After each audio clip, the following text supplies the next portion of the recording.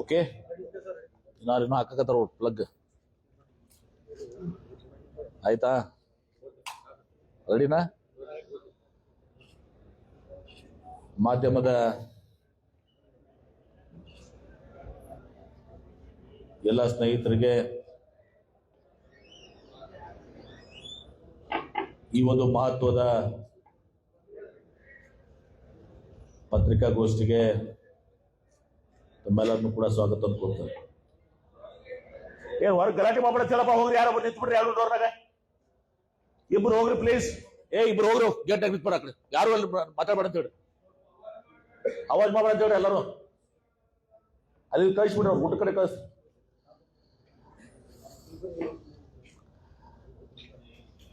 ಇವತ್ತು ಈ ಒಂದು ಮಹತ್ವದ ಪತ್ರಿಕಾಗೋಷ್ಠಿಗೆ ಮತ್ತೊಮ್ಮೆ ತಮ್ಮೆಲ್ಲರನ್ನು ಸ್ವಾಗತ ಕೋರಿ, ಇಂದಿನ ಪತ್ರಿಕಾಗೋಷ್ಠಿ ವಿಷಯ ತಮ್ಮೆಲ್ಲರಿಗೂ ಗೊತ್ತಿದೆ. ಇವತ್ತು UPA ಸರ್ಕಾರ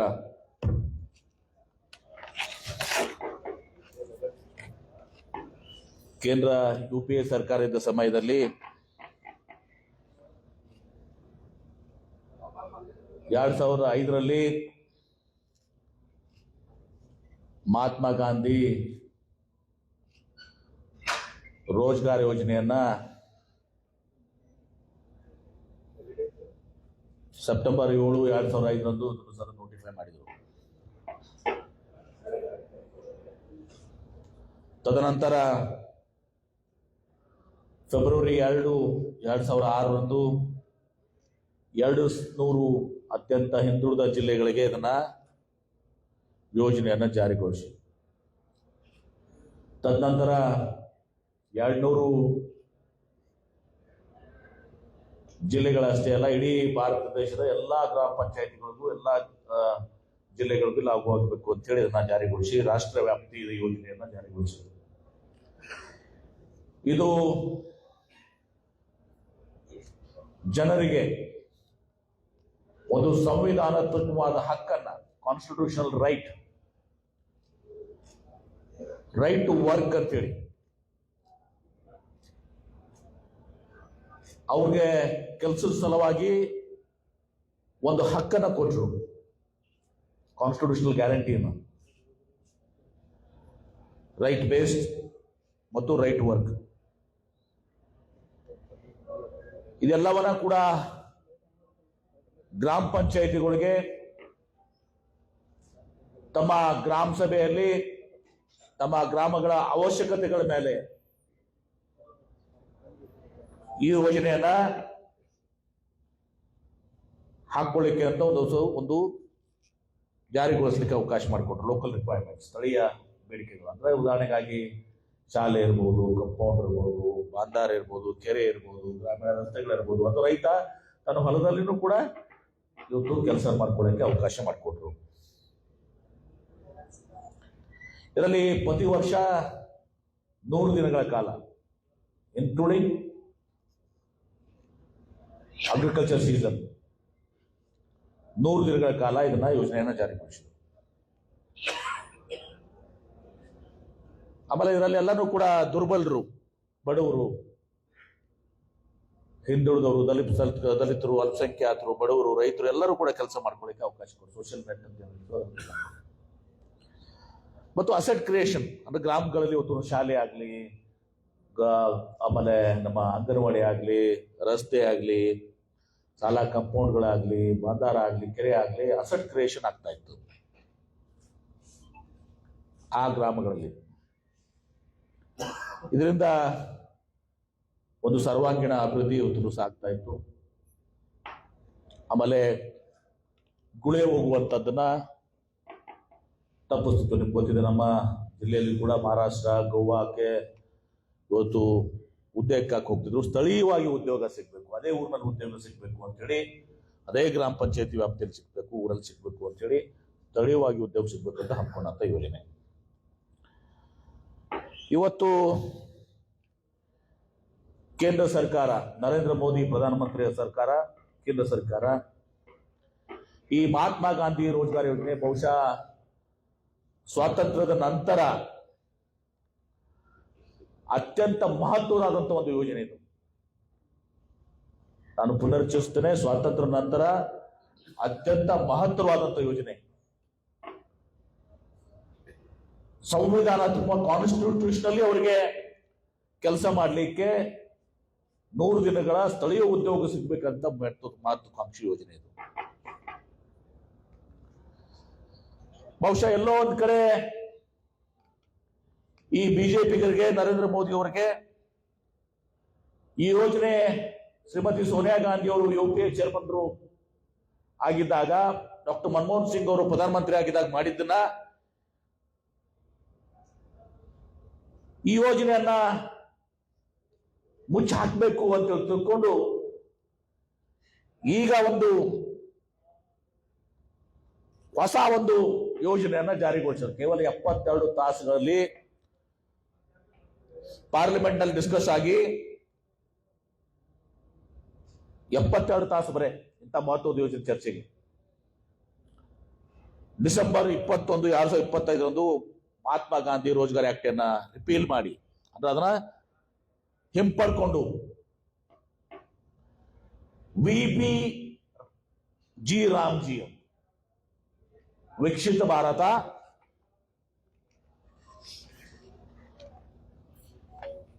guarantee for Rozgar and Ajeevika mission Gramin act VG Ramji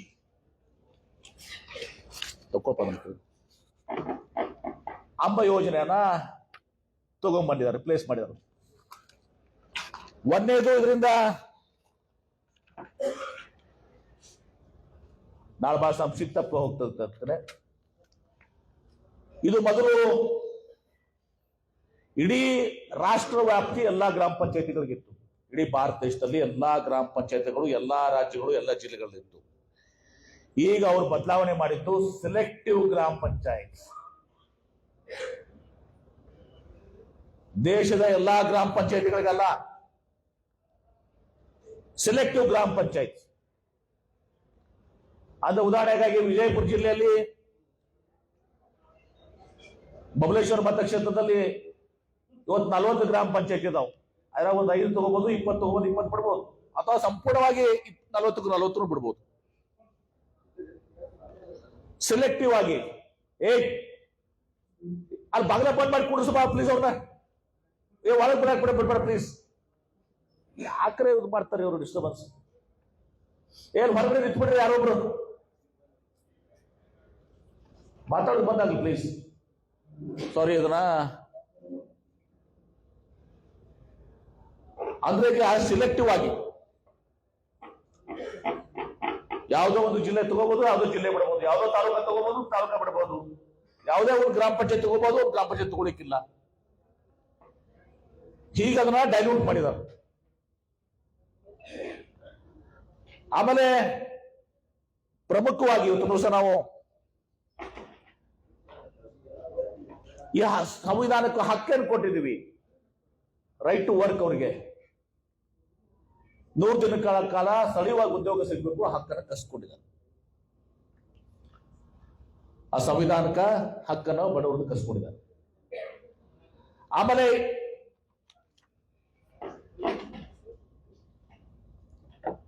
ಇನ್ನೊಂದು ಏನು ಮಾಡಿದ್ದಾರೆ ಪ್ರಮುಖವಾಗಿ, ಮೊದಲು ಸ್ಥಳೀಯವಾಗಿ ಗ್ರಾಮ ಪಂಚಾಯಿತಿಗಳು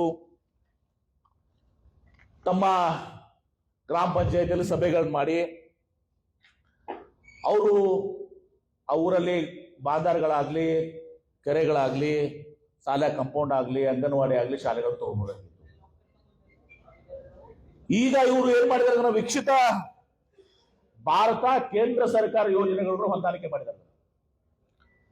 ಅಂದ್ರೆ ಮುಂದೆ ಗ್ರಾಮ ಪಂಚಾಯಿತಿಗಳು ತಮಗೆ ಬೇಕಾಗಿದ್ದಂತ ಕೆಲಸ ತಗೊಳ್ಳಕ್ಕೆ ಸಾಧ್ಯ ಇಲ್ಲ, ಗ್ರಾಮ ಸಭೆಯಲ್ಲೇ ಆ ಕೆಲಸಗಳು ತಗೊಳ್ಳಕ್ಕೆ ಸಾಧ್ಯ ಇಲ್ಲ. ಕೇಂದ್ರ ಸರ್ಕಾರದ ಯೋಜನೆಗಳು, ಉದಾಹರಣೆಗೆ ಒಂದು ನ್ಯಾಷನಲ್ ಹೈವೇ ನಡೆದಂತ ತಿಳ್ಕೊಡ್ರಿ, ಆ ನ್ಯಾಷನಲ್ ಹೈವೇದಾಗ ಹೋಗಿ ಇವ್ರು ಕೆಲಸ ಮಾಡ್ಬೇಕು. ಆಮೇಲೆ ಕನಿಷ್ಠ ವೇಜಸ್, ಕೂಲಿ ಆ ರಾಜ್ಯಗಳದಿತ್ತು, ಅದನ್ನು ತೆಗೆದುಹಾಕಿದ್ದಾರೆ, ಅದ್ರೂ ಕೂಡ ಸ್ಪಷ್ಟನೆ ಕೊಟ್ಟಿಲ್ಲ. ಬಹುಶಃ ಅರ್ಥ ಆಯ್ತು ಅಂತ ತಿಳ್ಕೊತೀನಿ ನಾನು. ಒಂದು, ಗ್ರಾಮ ಪಂಚಾಯತಿಗಳನ್ನ ಎಲ್ಲಾ ಗ್ರಾಮ ಪಂಚಾಯತಿಗಳು ದೇಶದ ಗ್ರಾಮ ಪಂಚಾಯತಿಗಳಿಗಿಲ್ಲ. ಕೆಲವು ಗ್ರಾಮ ಪಂಚಾಯತ್ ತಗೋಬಹುದು, ಕೆಲವು ಗ್ರಾಮ ಪಂಚಾಯತ್ ಬಿಡ್ಬೋದು. ಎರಡನೇದಾಗಿ ಸ್ಥಳೀಯವಾಗಿ ಅಲ್ಲಿ ಏನು ಅಸೆಟ್ ಕ್ರಿಯೇಷನ್ ಆಗ್ತಾ ಇತ್ತು, ಶಾಲೆ ರೂಮ್ ಇರ್ಬೋದು, ಕಂಪೌಂಡ್ ಇರ್ಬೋದು, ಅಂಗನವಾಡಿ ಇರ್ಬೋದು, ರಸ್ತೆಗಳಿರ್ಬೋದು, ಆಧಾರ ಇರ್ಬೋದು, ಕೆರೆ ಇರ್ಬೋದು, ರೈತ ತನ್ನ ಹೊಲಗಳಲ್ಲಿ ಏನೋ ಕೆಲಸ ಮಾಡ್ಕೋಬೇಕಾಗಿತ್ತು, ಅದು ಇನ್ನು ಮುಂದೆ ಬಂದಾಗಿದೆ. ಕೇಂದ್ರ ಸರ್ಕಾರ ಯೋಜನೆಗಳ ಜೊತೆಗೆ ವಿಕಸಿತ ಭಾರತ ಯೋಜನೆಗಳು, ಕೇಂದ್ರ ಸರ್ಕಾರದ ಪುರಸ್ಕೃತ ಯೋಜನೆಗಳ ಜೊತೆ ಇದನ್ನ ಹೊಂದಾಣಿಕೆ ಮಾಡ್ಕೊಳ್ಳುವಂಥದ್ದು. ಆಮೇಲೆ ಮೊದಲು ಏನಿತ್ತು, ವೇಜಸ್ ಕಾಂಪೋನೆಂಟ್ ನಲ್ಲಿ, ಕೂಲಿ ಕಾಂಪೋನೆಂಟ್ ನಲ್ಲಿ 100% ಕೇಂದ್ರ ಸರ್ಕಾರ ಭರಿಸ್ತಾ ಇತ್ತು, 100% ವೇಜಸ್ ನಲ್ಲಿ. ಈಗ ಅದನ್ನು ತೆಗೆದುಹಾಕಿ ಅದರಲ್ಲಿ 40% ರಾಜ್ಯ ಸರ್ಕಾರ ಕೊಡ್ಬೇಕಂತ. ಆಮೇಲೆ ಕಾಂಪೋನೆಂಟ್ ಪಾರ್ಟ್ ನಲ್ಲಿ ಮೊದಲು 40% ಇತ್ತು, ಮಟೀರಿಯಲ್ಸ್ ಕಾಂಪೋನೆಂಟ್ ಮೇಲೆ, ಸಾಮಗ್ರಿಗಳ ಕಾಂಪೋನೆಂಟ್ ಮೇಲೆ ಅದರ 40%. ಅಂದ್ರೆ ಎಲ್ಲಾ ರಾಜ್ಯ ಸರ್ಕಾರಗಳಿಗೆ ಹಣಕಾಸಿನ ಒಂದು ಭಾರವನ್ನು ಮಾಡ್ತಾರೆ. ಭಾರ ಮಾಡಿದ್ರು ಅಡ್ಡಿ ಇಲ್ಲ, ಆದ್ರೆ ರಾಜ್ಯ ಸರ್ಕಾರಕ್ಕಿಂತ ಆ ಗ್ರಾಮಗಳಲ್ಲಿ ಏನು ಆಗ್ಬೇಕಾಗಿತ್ತು ಆ ಕೆಲಸ ಮಾಡ್ಕೊಂಡು ಆಯ್ಕೆ ಅವ್ರ ಕಡೆ ಇಲ್ಲ. ಸ್ಥಳೀಯವಾಗಿ ಅವರೇನು ರಸ್ತೆ, ಚರಂಡಿ, ಶಾಲೆ ರೂಮು, ಕಂಪೌಂಡು, ಅಂಗನವಾಡಿ ಕೊಟ್ಕೋಬೇಕಾ ಅಧಿಕಾರ ಇಲ್ಲ. ಕೇಂದ್ರದ ಯೋಜನೆಗಳ ಜೊತೆ ಇದನ್ನ ಹೊಂದಾಣಿಕೆ ಮಾಡಿದ್ದಾರೆ. ಈಗ ಕೇಳಿದ್ರೆ ಏನ್ ಮಾಡ್ತಾರೆ, ನಾವು 125 ದಿವಸ ಮಾಡಿದ್ವಲ್ರಿ ಅಂತಾರೆ. ಆ 125 ದಿವಸದಲ್ಲಿ 2 ತಿಂಗಳು ಸೀಸನ್ ತೆಗಿಬೇಕಂತ, ಅಗ್ರಿಕಲ್ಚರ್ ಸೀಸನ್ ಅಲ್ಲಿ. ಅಂದ್ರೆ ಅಗ್ರಿಕಲ್ಚರ್ ಸೀಸನ್ ಅಲ್ಲಿ ನಾವೇನು ಉಳ್ಳವ್ರು ಇರ್ತೀವಿ, ನಾವ್ ಏನ್ ಕೆಲಸ ಕೊಡ್ತೀವಿ ತಗೋಬೇಕು. ಅವ್ರು ಕೆಲಸ ಕೊಡ್ಲಿಕ್ಕೆ ಹೋಯ್ತು, ಮಿನಿಮಮ್ ಗ್ಯಾರಂಟಿನೂ ಇಲ್ಲ ಇದರಲ್ಲಿ ವೇಜಸ್. ಹೇಳ್ರಿ ಒಂದ್ ಸ್ವಲ್ಪ ಅಲ್ಲಿ ಹೋಗಿದ್ದ ಯಾರಿಗಾರೆ.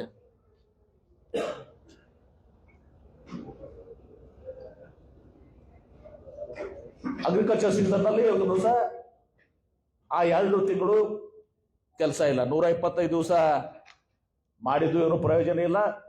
ಮತ್ತು ಕೇಂದ್ರ ಸರ್ಕಾರದ ಪುರಸ್ಕೃತ ಯೋಜನೆಗಳ ಜೊತೆಗೆ ಮಿನಿಮಮ್ ವೇಜಸ್ ಡಿಫೈನ್ ಮಾಡಿಲ್ಲ. ಹೀಗೆ ಇವತ್ತು ದಿವಸ ಇನ್ನೊಂದು ಹೇಳ್ತಾರೆ ಅವರು, ಮೊದಲು ಕಾಂಗ್ರೆಸ್ ಸರ್ಕಾರದಾಗ ಎಷ್ಟು ಹಣ ನಾವು ಕೊಡ್ತಿದ್ರು, ಈಗ ನಾವು ಎಷ್ಟು ಕೊಟ್ಟಿದ್ದೀವಿ ಅಂತ ಹೇಳಿ. ಅದು ಬಜೆಟ್ ಗಾತ್ರ ಮ್ಯಾಗಿರ್ತದೆ. 1 ಲಕ್ಷ ಕೋಟಿ ಬಜೆಟ್ ಗಾತ್ರ ಇದ್ದಾಗ ಅವು 10,000 ಕೋಟಿ ಬರ್ತದೆ ತಿಳ್ಕೊಳ್ಳಿ. 1.5 ಲಕ್ಷ ಆದಾಗ ಅದು ಪ್ರಪೋರ್ಷನಲಿ ಜಾಸ್ತಿ ಆಗ್ತದೆ. ಎಲ್ಲ ಯೋಜನೆಗಳು ಜಾಸ್ತಿ ಆಗ್ತದೆ, ರಾಜ್ಯ ಸರ್ಕಾರಗಳಾಗ್ಲಿ ಕೇಂದ್ರ ಸರ್ಕಾರ ಆಗ್ಲಿ. ಅದನ್ನ ಏನು ಬಜೆಟ್ ಗಾತ್ರ ಜೊತೆ ಜಾಸ್ತಿ ಆಗಲ್ಲ, ಅದನ್ನ ಪ್ರತಿಬಿಂಬ ಮಾಡ್ತಾರೆ. ನಾನು ಕೇಳಿದ್ರೆ ಒಬ್ರು ಬಿಜೆಪಿ ಅವ್ರ ಭಾಷಣ ಇದೆ, ಅವ್ರದ್ದೇನೋ 125 ದಿವಸ ಮಾಡಿ. ಒಂದು, ಎರಡನೇದು ನಾವು ಬಜೆಟ್ ಜಾಸ್ತಿ ಹಣ ಕೊಡ್ತಾ ಇದೀವಿ. ಹಿಂದೇನೂ ಕೂಡ ಪ್ರತಿ ವರ್ಷ ಜಾಸ್ತಿ ಹಾಕೋದೇ ಬಂದದ, ಮುಂದೆ ಜಾಸ್ತಿ ಹಾಕೋದೇ ಹೋಗ್ತದೆ. ಬಜೆಟ್ ಗಾತ್ರ ಜಾಸ್ತಿ ಹಾಕೋತ ಹೋಗ್ತದೆ. ಆದ್ರೆ ಇವ್ರು ಮಾಡಿದಂತ ಅನ್ಯಾಯ ಏನು ಸಂವಿಧಾನಾತ್ಮಕ ಹಕ್ಕನ್ನ ನಾವು ಕೊಟ್ಟಿದೀವಿ ಅವರಿಗೆ ಕೆಲಸ ಮಾಡಕ್ಕೆ, ಕೂಲಿ ಮಾಡಕ್ಕೆ ಸ್ಥಳೀಯವಾಗಿ, ಅದನ್ನ ಕಸ್ಕೊಂಡಿದ್ದಾರೆ. ಒಂದನೇದು.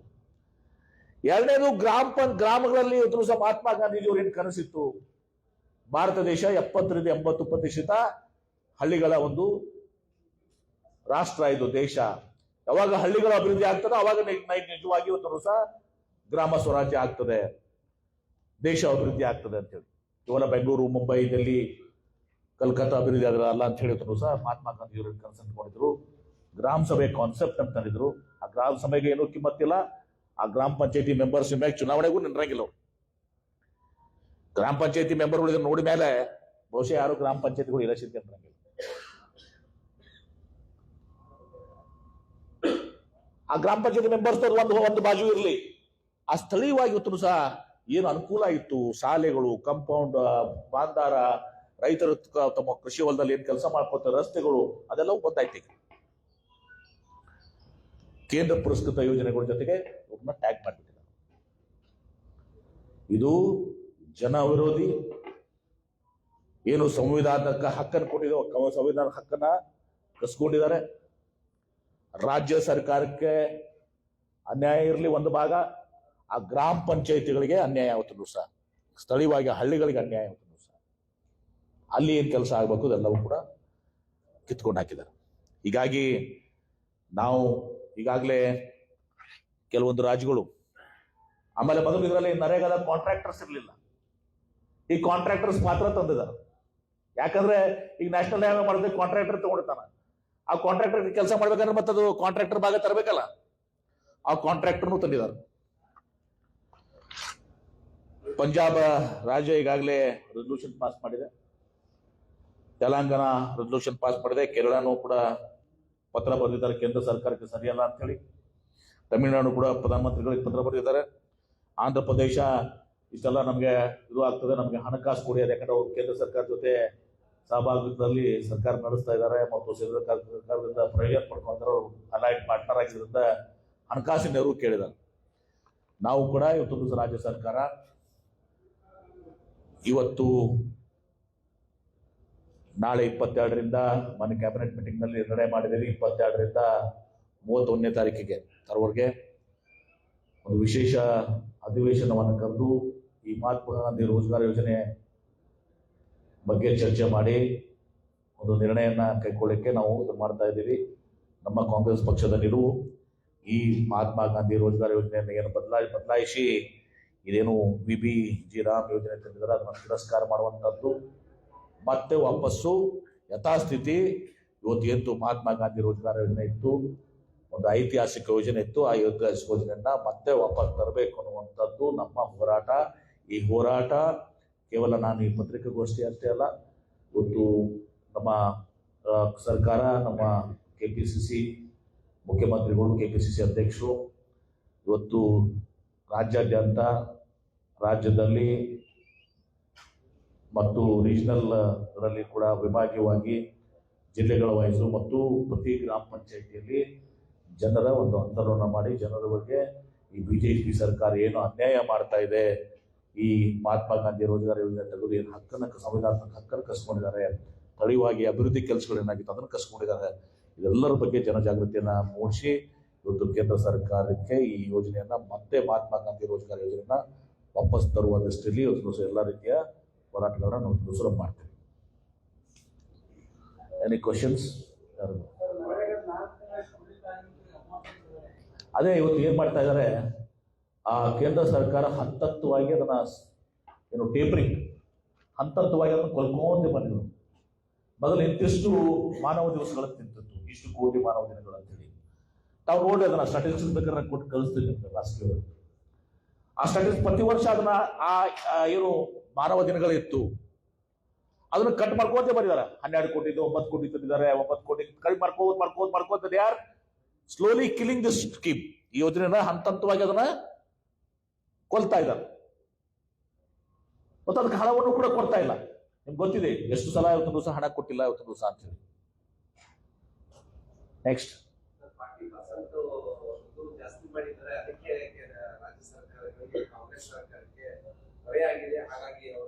ನೋಡಿ, ನಾನು ಕಾಂಗ್ರೆಸ್ ಸರ್ಕಾರ ನನಗೆ ಹೇಳಿದ್ದೀನಿ, ಕಾಂಗ್ರೆಸ್ ಸರ್ಕಾರಕ್ಕೆ ಏನೂ ಆಗೋದಿಲ್ಲ, ನನಗೂ ಏನಾಗಲ್ಲ, ನಿಮಗೂ ಏನಾಗಲ್ಲ.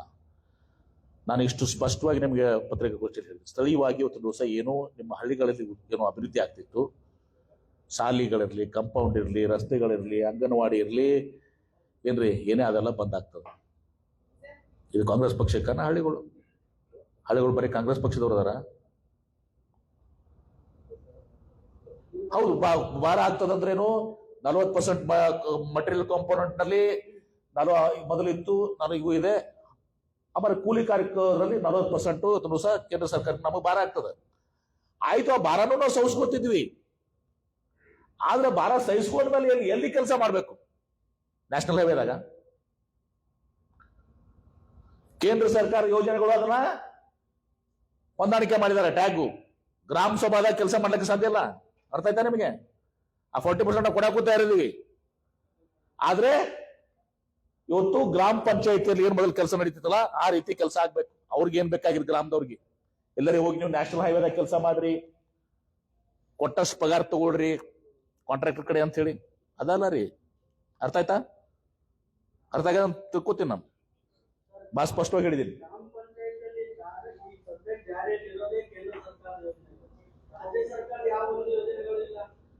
ನೋಡ್ರಿ, ಇದೊಂದು ಇವತ್ತು ಗ್ರಾಮ ಪಂಚಾಯತಿಯಲ್ಲಿ ಮೇನ್ಲಿ ಇವತ್ತು ದಿವಸ ಹೇಳ್ತೀನಿ, ಎಲ್ಲಾ ಯೋಜನೆಗಳಲ್ಲಿ ರಾಜ್ಯದ ಕಾಂಪೋನೆಂಟ್, ಕೇಂದ್ರ ಕಾಂಪೋನೆಂಟ್ ಇದ್ದೇ ಇರ್ತದೆ. ಕೇಂದ್ರ ಸೆಂಟ್ರಲಿ ಸ್ಪಾನ್ಸರ್ಡ್ ಸ್ಕೀಮ್ಸ್ ಇರಲಿ, ಎಲ್ಲಾನು ಕೂಡ ಇರಲಿ. ಇವತ್ತು ಇಲ್ಲಿ ಏನಿದೆ ಅಲ್ಲ, ಇವತ್ತು 40% ರಾಜ್ಯ ಸರ್ಕಾರ ಇತ್ತಲ್ಲ ಮಟೀರಿಯಲ್ ಕಾಂಪೋನೆಂಟ್ ಆಗ್ತದೆ. ನರೇಗಾದಿಂದ ಇವತ್ತು ದಿವಸ ಗ್ರಾಮ ಪಂಚಾಯತಿಗಳು ನಡೆದಿತ್ತು. ಈ ನರೇಗಾ ನೀವು ತೆಗೆದುಬಿಟ್ರೆ ಗ್ರಾಮ ಪಂಚಾಯತಿ ಆರ್ ಬಿಗ್ ಜೀರೋ. ನಾವು ಅರ್ಥ ಮಾಡ್ಕೋಬೇಕು. ಸ್ಥಳೀಯವಾಗಿ ಅವ್ರಿಗೆ ಏನ್ ಬೇಕಾಗಿರೋ ಕೆಲಸ ಗ್ರಾಮ ಪಂಚಾಯತ್ ತಗೊಂಡಿದ್ರಿ, ಈಗ ತಗೊಳಕ್ ಬರಂಗಿಲ್ಲ. ಕೇಂದ್ರ ಸರ್ಕಾರದ ಯೋಜನೆಗಳು ಕೂಡ ವಿಕಸಿತ ಭಾರತದ ಜೊತೆ ಹೊಂದಾಣಿಕೆ ಮಾಡಿದಾರ ಅವರು. ಅನ್ನೋ ಉದಾಹರಣೆಗೆ ಒಂದು ನ್ಯಾಷನಲ್ ಹೈವೇ ಮಾಡತ್ತಾರ, ಅದ್ರಾಗ ಹೋಗಿ ಕೆಲಸ ಮಾಡ್ರಿ ನೀವು. ಅದಕ್ಕೆ ಕಾಂಟ್ರಾಕ್ಟರ್ ಪ್ರಯೋಜನ ಮಾಡಿದ್ದಾರೆ.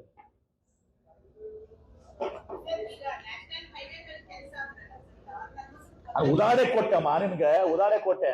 ಕೇಂದ್ರ ಸರ್ಕಾರ ಪುರಸ್ಕೃತ ಯೋಜನೆ, ಕೇಂದ್ರ ಸರ್ಕಾರ ಯಾವ ಯೋಜನೆಗಳು ಇರ್ತಾವಲ್ಲ ಆ ಯೋಜನೆಗೆ ಹೋಗಿ ಕೆಲಸ ಮಾಡ್ಬೇಕಂತ.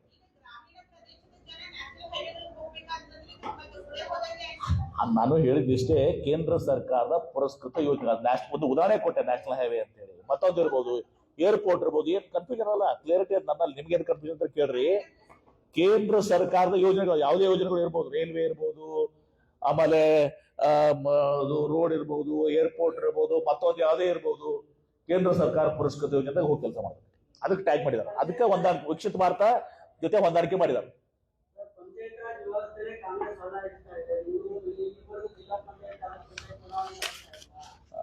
ನೋಡಿ ಬಾಸ್ಗಿ ಅವರ, ಈಗ ಕಾಂಗ್ರೆಸ್ ಪಕ್ಷ ಈಗಾಗಲೇ ಡಿಕ್ಲೇರ್ ಮಾಡಿದೆ, ನಾವು ಎಲೆಕ್ಷನ್ ಮಾಡ್ತಾ ಇದ್ದೀವಿ. ಆಮೇಲೆ ನಿಮ್ಗೆ ಗೊತ್ತಿದೆ, ಈಗ 73 ಅಮೆಂಡ್ಮೆಂಟ್ ತಂದವ್ರು ಯಾರು? ಪಂಚಾಯತ್ ರಾಜ್ ಯಾರು ತಂದಿದವ್ರಿ? ರಾಹುಲ್ ಗಾಂಧಿ ಅವರು. ನಾವೇ ಅಂತದ್ದು ರಾಜೀವ್ ಗಾಂಧಿ ಅವರು ತಗೊಂಬಂದಂತ ಯೋಜನೆ. ಜೀವ ಕೊಟ್ಟವರು ಮಹಾತ್ಮ ಗಾಂಧಿ ರೋಜ್ಗಾರ್ ಯೋಜನೆ ಕೊಟ್ಟಂತವ್ರು ಕಾಂಗ್ರೆಸ್. ಅದನ್ನ ತೆಗಿದಾರ, ಅದ್ರ ಜೀವ ತೆಗಿಯಕತ್ತಿದವ್ರು ಬಿಜೆಪಿ ಅವರು. ಅವ್ರಿಗೆ ಹೋಗಿ ಕೇಳ್ರಿ.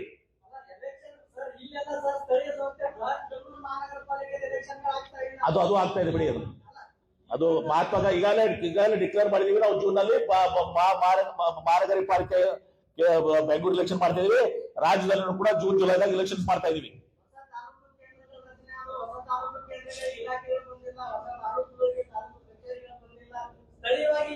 ಈಗ ಮಹಾತ್ಮ ಗಾಂಧಿ ರೋಜ್ಗಾರ್ ಯೋಜನೆ ಬಗ್ಗೆ ನಾನು ಮಾತಾಡ್ತಾ ಇದ್ದೀನಿ. ಎಲ್ಲರೂ ಮಾಡ್ತಾ ಇದೀವಿ. ಬಾಸ್ಗಿ ಅವರ ಒಂದ್ ಪಕ್ಷದ ಇದ್ರ ತರ ಮಾತಾಡಕ್ ಹೋಗ್ಬಿಡ್ರಿ ಪ್ಲೀಸ್. Time to understand. ಇವತ್ತು ಏನಾಗಿದೆ, ಕಾಂಗ್ರೆಸ್ ಪಕ್ಷನ ಎಲ್ಲ ಮಾಡ್ತಾ ಇದೆ. ಏನು ಮಹಾತ್ಮ ಗಾಂಧಿ ರೋಜ್ಗಾರ್ ಯೋಜನೆ ತಂದಿರ್ಲಿಕ್ಕೆ ಇಷ್ಟೆಲ್ಲ ಎಷ್ಟು ನಿಮ್ಗೆ ನಮ್ಮ ಜಿಲ್ಲೆಯಲ್ಲಿ ನಾವು ಮೊನ್ನೆ ಸ್ಟಾಟಿಸ್ಟಿಕ್ಸ್ ಇದ್ದೇನೆ ಬಾಸ್ಗಿ ಅವರು ಲೈಟರ್ ಹೇಳಿದ್ದೀನಿ. ಈಗ ನಮ್ಮ ಮಹಾತ್ಮ ಗಾಂಧಿ ರೋಜ್ಗಾರ್ ಯೋಜನೆಯಿಂದ ನಮ್ಮಲ್ಲಿ ಅಸೆಟ್ ಕ್ರಿಯೇಷನ್ ಏನಾಗಿದೆ, ಎಷ್ಟು ಕೂಲಿ ಸೃಷ್ಟಿ ಆಗಿದೆ ರಾಜ್ಯದಲ್ಲಿ ಅಷ್ಟೇ ಅಲ್ಲ, ನಮ್ಮ ಜಿಲ್ಲೆಗೂ ಸ್ಟಾಟಿಸ್ಟಿಕ್ಸ್ ಬಿಡುಗಡೆ ಮಾಡ್ತೀನಿ. ಮೊನ್ನೆ ಅವತ್ತು ತಾವು ಇದ್ರಿ ಎಲ್ಲಿ ಕೆಡಿಪಿ ಮೀಟಿಂಗ್ ನಲ್ಲಿ, ಅವತ್ತೇ ಹೇಳಿದ್ವಿ ನಾನು. ಅವನು ಯಾವ ರೀತಿ ಕಡಿತ ಮಾಡ್ತಾ ಇದಾರೆ ಅದನ್ನ. ಮಾನವ ಡೇಸ್ 12 ಕೋಟಿಯಿಂದ 9 ಕೋಟಿ ಕಡಿಮೆ ಮಾಡ್ಕೊಬೋದು. ಅದೆಲ್ಲಾನು ಕೂಡ ಕೊಡ್ತೀನಿ ಅವತ್ತು. ಅವಾಗ ನಮ್ಗ ಬಹುಶಃ ನೀವು ಜಿಲ್ಲಾ ಪಂಚಾಯತ್ ತಾಲೂಕ್ ಪಂಚಾಯತ್ ಎಲೆಕ್ಷನ್ ಕಾಡ್ತೀರಿ, ನಿಮ್ಗೆ ಜಲದಿ ಎಲೆಕ್ಷನ್ ಆಗ್ತಿತ್ತು ಒಂದು ಮಾಡಕ್ ಕಾಯ್ತಾ ಇದಾರಲ್ಲ ಎಲೆಕ್ಷನ್. ಅಲ್ಲ ಈಗ ಇದು ರೋಜ್ಗಾರ್ ತೆಗೆದ್ರೆ ತಗೊಂಡ್ರೆ ಗ್ರಾಮ ಪಂಚಾಯತ್ ಎಲೆಕ್ಷನ್ ಬಿಟ್ಟು ಮಾಡ್ರಿ ನೀವು. ಯಾರು ಗ್ರಾಮ ಪಂಚಾಯತ್ ಜನರಾಕೆ ಹೋಗಂಗಿಲ್ಲ. ಧನ್ಯವಾದ please. Enough questions of yours. ಅದು ನಾವು ನಂತರ ನಾವು ಅದನ್ನ ಬಹಳಷ್ಟು ಚರ್ಚೆ ನಾವು ಮಾಡಿದೀವಿ. ಅದನ್ನು ಕೂಡ ಏನು ಅವಶ್ಯಕತೆ ಬಿತ್ತು ಅದನ್ನು ಮಾಡ್ತೀವಿ. ಒಂದನೇದ್ದು ನಾವು ಇದನ್ನ ಆಂದೋಲನ ಮಾಡ್ತೀವಿ, ಹೋರಾಟ ಮಾಡ್ತೀವಿ. ಪ್ರತಿ ಗ್ರಾಮ ತಗೊಂಬಂದು ಕಟ್ಟ ಕಡೆ ಗ್ರಾಮದಲ್ಲಿ ಪ್ರತಿಯೊಬ್ಬ ವ್ಯಕ್ತಿಗೂ ಇದನ್ನ ತಿಳಿಸಿ ಹೇಳಿ ಯಾವ ರೀತಿ ಬಿಜೆಪಿ ಅನ್ಯಾಯ ಮಾಡಿದಾರೆ. ಈ ಮಹಾತ್ಮ ಗಾಂಧಿ ರೋಜ್ಗಾರ್ ಯೋಜನೆಯನ್ನ ಮತ್ತೆ ವಾಪಸ್ ತರಬೇಕು ಅನ್ನೋ ದೃಷ್ಟಿಯಿಂದ ಆ ಎಲ್ಲವನ್ನ ಕೂಡ ಇದನ್ನ ಮಾಡ್ತೀವಿ. ಮತ್ತು ರಾಜ್ಯ ಸರ್ಕಾರನು ಕೂಡ ಇವತ್ತು ಮುಂದೆ ಏನ್ ಮಾಡ್ಬೇಕು ಅನ್ನೋದು ನಾವು ಈಗಾಗಲೇ ನಾವು ಕ್ಯಾಬಿನೆಟ್ ಚರ್ಚೆ ಮಾಡಿದೀವಿ. ಅದನ್ನ ಇಲ್ಲಿ ಹೇಳಕ್ ಹೋಗುದಿಲ್ಲ. ಮುಂದೆ ನಾವು ರಾಜ್ಯ ಸರ್ಕಾರ ಯಾವಾಗ್ಲೂ ಕೂಡ, ಉದಾಹರಣೆಗೆ ಗೊತ್ತದ ಬಾಸ್ಗಿ ಅವರ, ಕಬ್ಬಿಗೆ ಬೆಲೆ ಕೊಡ್ಬೇಕಾಗಿದೆ ಯಾರು? ಕೇಂದ್ರ ಸರ್ಕಾರ. ರೇಟ್ ಫಿಕ್ಸ್ ಮಾಡೋರು ಯಾರು? ಕೇಂದ್ರ ಸರ್ಕಾರ. FRP ಬೆಂಬಲ ಕೊಟ್ಟವ್ರು ಯಾರು? ರಾಜ್ಯ ಸರ್ಕಾರ. ನಿಮ್ ಗೊಂಜಾಳಕ್ಕ ಇದು ಮಾಡೋರು ಯಾರು? ರಾಜ್ಯ ಸರ್ಕಾರ. ಕೇಂದ್ರ ಸರ್ಕಾರದ ಒಂದೇನು ಭಾರ ಇತ್ತು, ಅದ್ರ ಭಾರವನ್ನು ರಾಜ್ಯ ಸರ್ಕಾರ ಮಾಡಿದೆ. ಕೇಂದ್ರ ಸರ್ಕಾರ ಬರೇ ನಿಮ್ಮ MP ಅವರು ಒಂದು ಪತ್ರ ಬರೆದು ಉತ್ತರ ಬರ್ತಾರ ತಗೊಂಡು ಅವ್ರು ಓದಿರುವುದು ಅಷ್ಟೇ. Right please.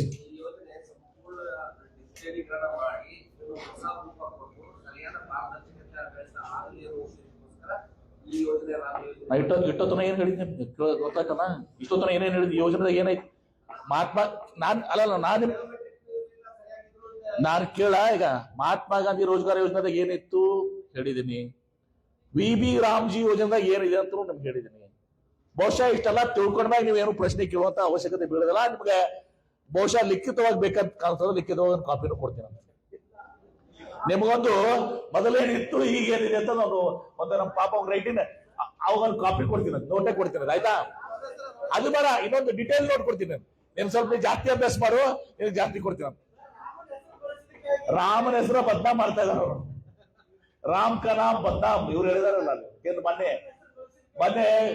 ರಾಮದ ಹೆಸರಲ್ಲ, ಇವತ್ತು ಮಹಾತ್ಮ ಗಾಂಧಿ ಇರೋ, ನಾನು ಅವತ್ತು ಹೇಳಿದ್ದೀನಿ, ಮಹಾತ್ಮ ಗಾಂಧೀಜಿಯವರು ಈ ದೇಶಕ್ಕೆ ಸ್ವಾತಂತ್ರ್ಯ ತಂದುಕೊಂಡು ಹೋರಾಟ ಮಾಡಿದ್ರು, ರಾಷ್ಟ್ರಪಿತ ಅವರು, father of the nation. Mahatma Gandhi Rozgar ಹೆಸರನ್ನು ತೆಗೆದು ರಾಮ್ ಹೇಳುವುದು ತಪ್ಪೆ, ಅಥವಾ ರಾಮನ ಹೆಸರು ಇತ್ತಂತ ತಿಳ್ಕೊಂಡು ಒಂದು ಯೋಜನೆ, ಅಥವಾ ಸರ್ದಾರ್ ವಲ್ಲಭಾಯ್ ಪಟೇಲ್ ಹೆಸರು ಇದಂತ ತಿಳ್ಕೊಡಿ.